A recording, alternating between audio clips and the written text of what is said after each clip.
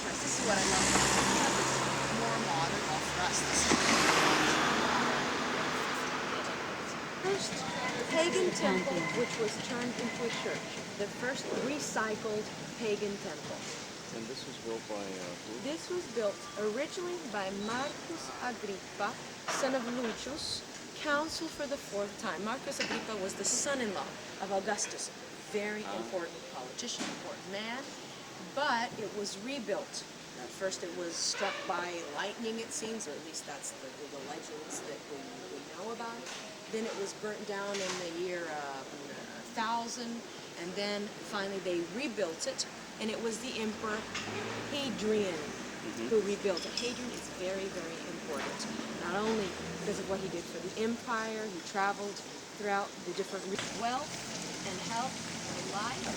And here you have also a teeny obelisk, very lovely little obelisk, which of course has nothing to do, historically speaking, with the fountain that is Giacomo della Years. Isn't that cute? These are, of course, all, 16, 17, 1800s, as they were restoring or rebuilding the square. They're not original of the time of Agrippa, absolutely not. Ancient Roman stones were much larger, and they were made out of basalt, which was a volcanic, a kind of lava stone. And here we have the life. This is an idea of our wonderful ex-mayor. We need, what's his name? Giuliani. That's what we need in Rome. We really do. We need someone to clean up the city. Anyway, because obviously, for some reason, they were here. In fact, not only did they restore the Pantheon, but also they did something which the Romans didn't appreciate, and even to this day, they are remembered for this act. In fact, what the Barbarinis did, remember that back then the popes, they were the kings. Their name was Pope King. And so they could pretty much do whatever they wanted, without a doubt. And it seems that the Barbarinis stripped the portico area right here, the entrance of the... This is the interior of the painting.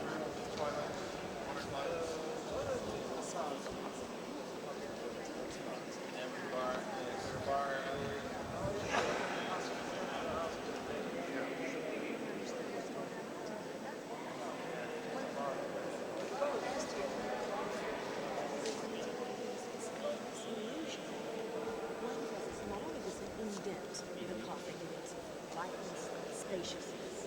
But also he diminishes the size of the coffin. So we get the fact that it being, very high. It's a teeny little dome. And so the same diameter of the structure is the same height, which means that a perfect sphere.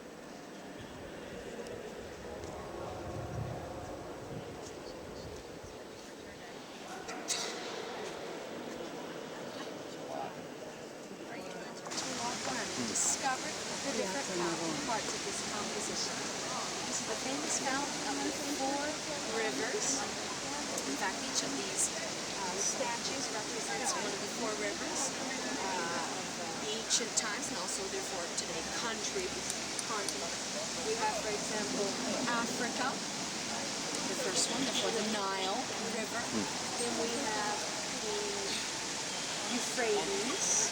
We have the Danube, Europe, India, and over there, you see that figure with the arm up? Yeah. That is Africa.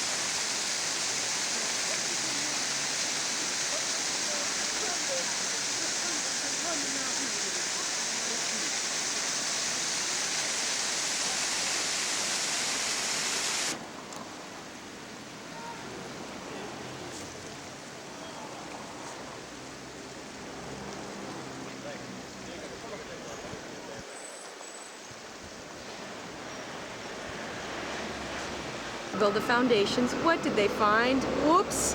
Ancient Roman ruins of 4 temples dedicated to 4 divinities of ancient Rome. Now, to make it simpler without, wasting too much time talking about each deity, because they're the lesser known gods, it's not like Zeus, it's not the famous ones that we all know about, we'll just say that they're called A, B, C, and D. In fact, the archaeologists, to make it simpler, since they don't know for sure, they just call them, I know it sounds funny, A, B, C, and D, these temples. This one was turned into a church, as you can see.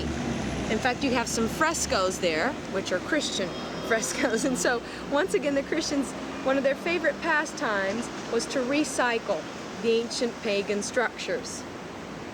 And what we had here also, aside from these temples, This is Piazza Argentina, and this is, I'm taking some pictures for John because I want him to see that the Roman cats are also like King Tut, like his jade. Look at this cat just lounging around. There's another one. Look at this. Look at cats everywhere. Where are we going? Oh. Okay.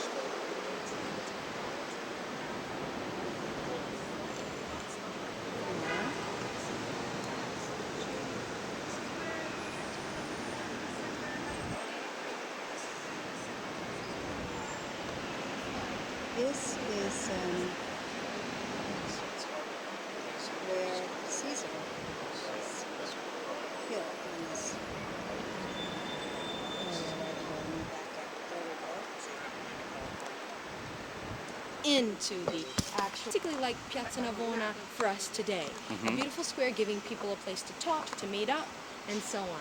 And what did they do? They built, once again, a church. That is, in fact, the Church of Saint Angel of the fishermen, let's say, Piscaria, the fisherman, because this was the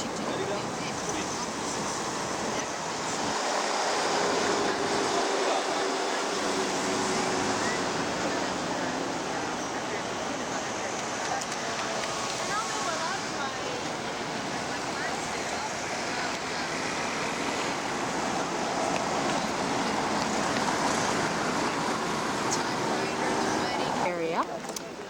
When the popes came back to Rome, they decided that Rome should be beautified as the city of the first pope, St. Peter. And so they got all these Renaissance geniuses to participate in this process. And what Michelangelo did is he designed the square with the typical Renaissance approach, which was the idea of rationality, man dominating space, and just like Borromini, you know, he really understood the idea of space. He knew how to enhance it. So what does he do? First, he creates these geometric designs on the floor, which, by the way, they're becoming smaller.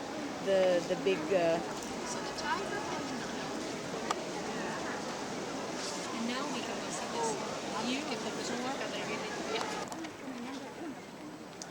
tour. So the form, as I was mentioning to you before, was this valley between the swampy. Therefore, no one.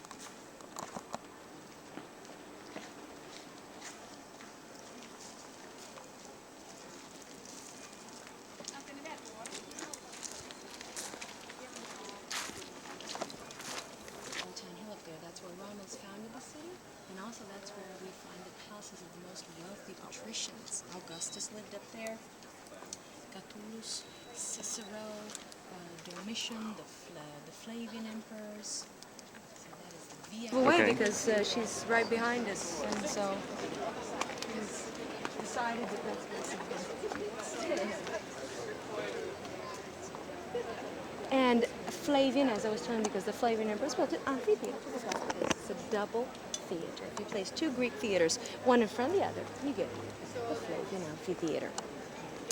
And what we're seeing here is the underground level. And this is really amazing because this helps us understand how all the preparations before and during the show were taking place. Because imagine there was a wooden stage covering everything, and then underneath you had all these mechanisms, ramps to lift up not only sets and props. So this was a very, both of them were to die. Perhaps sometimes they could both be saved if they fought valiantly. This idea of virtue, which you know, goes back all the way to the senatorial era. This virtue, if the people coming here saw that both gladiators were extremely virtuous, but one had the better over the other, then the winner would listen to the shouts. He would appeal to the public, and if they were screaming "Jugola, Jugola," which means cut his throat, then he would, you know, it means that the other one hadn't fought valiantly. If it was messa, messa, messa, then it meant release him. So they both could survive. So it depends on what kind of show it actually was. But in many cases, one of them had to die. So you were already watching there. You knew that one of them was going to die. After each game, the winner would go around picking up the tips from all those who had placed their bets onto him. And the losers, well, they would be obviously laying in the arena, dead or half dead, whatever. And then suddenly from the door of the dead, which was that door over there, there were 4 doors which did not have a number.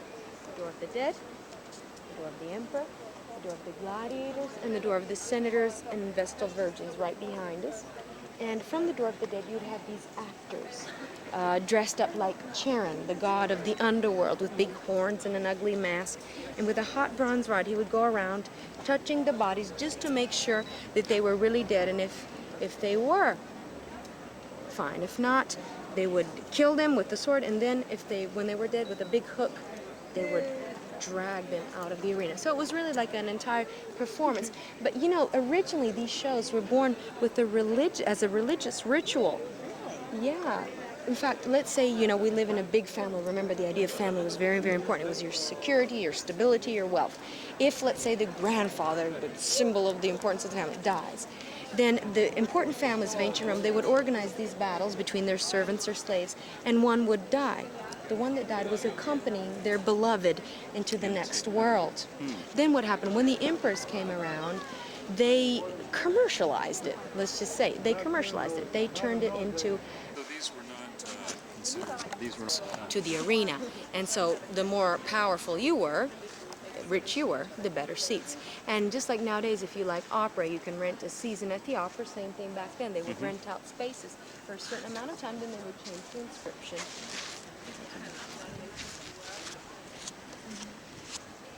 They're just getting something from the experience. Not really. I think I only get tired when I see that my clients couldn't give. You know, couldn't care less. But that's unusual. Yeah, I don't see how anybody could be But there that way. are some people who are more interested than others, of course.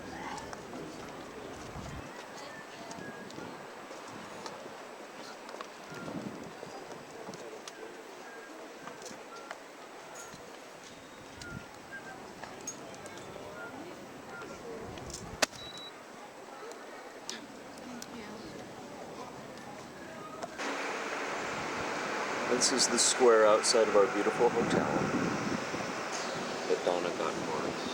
This is just looking down the alleyway.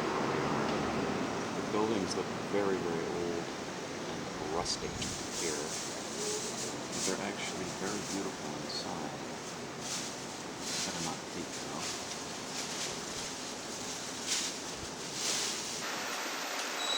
Here's Via Veneto. This is where La Dolce Vita took place in Namibia in the 1960s. Federico Fellini.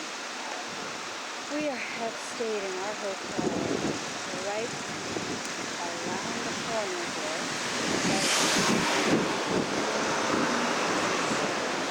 Barberini, Piazza Barberini. Not a very good view. Let me get the fountain there. There we go. I am here exactly to the right of that fountain. We're standing on the corner here, just checking out the Via Veneto. Down at the little restaurant, the little window, Via Veneto. Let's check that out.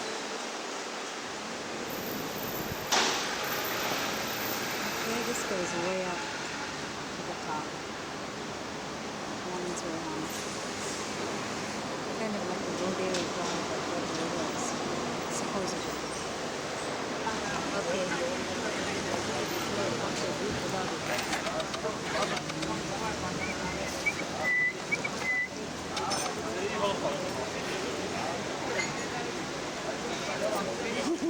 Oh, for my baby.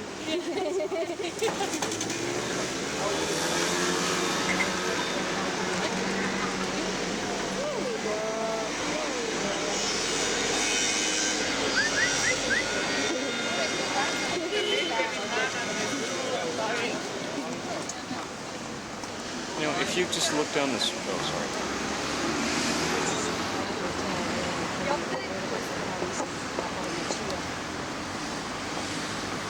Kind of a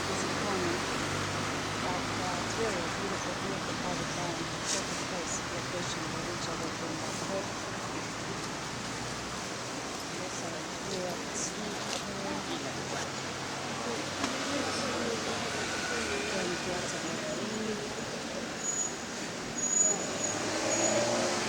Here's my charming sposato, di marito.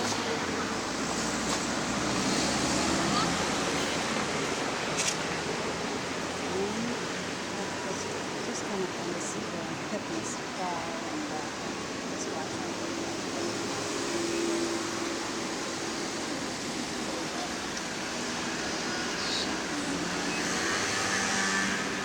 Do that again.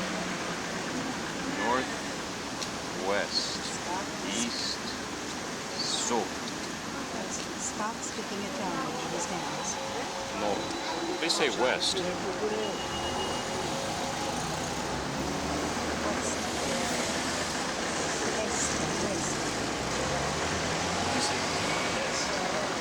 Este existe. Sud, nord, west, este.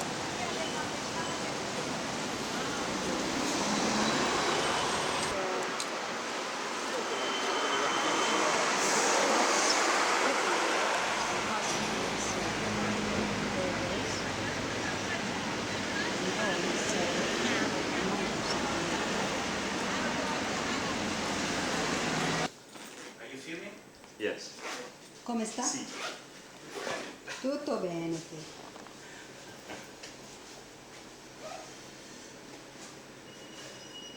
Era il barocco. Scott waiting for our road trip. It's 2 hours. Why did you buy? Well, I don't know how good this is going to come out, but we made it from Rome. We stopped in Ostia first, which is right on the coast from Rome, and then came all the way down the A1 to Naples. And from Naples, we went down the east side of the Bay of Naples and down across the hill to Amalfi. And then the next few days we are going to go to Capri and Pompeii, which is up at the very top. And this is about where we're staying. This is the beautiful town of Positano, if I'm pronouncing that correctly. The water is beautifully turquoise, and it is an outrageous day.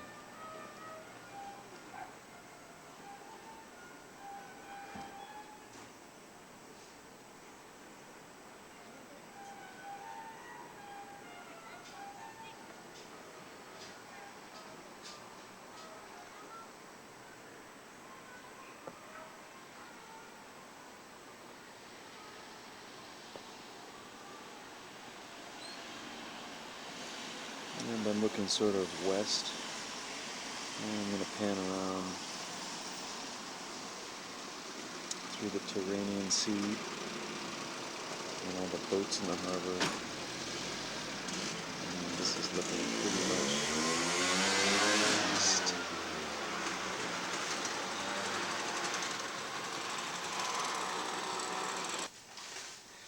And here's a Mamma Mia getting ready. What? An absolutely beautiful room. Look at the coffered ceilings.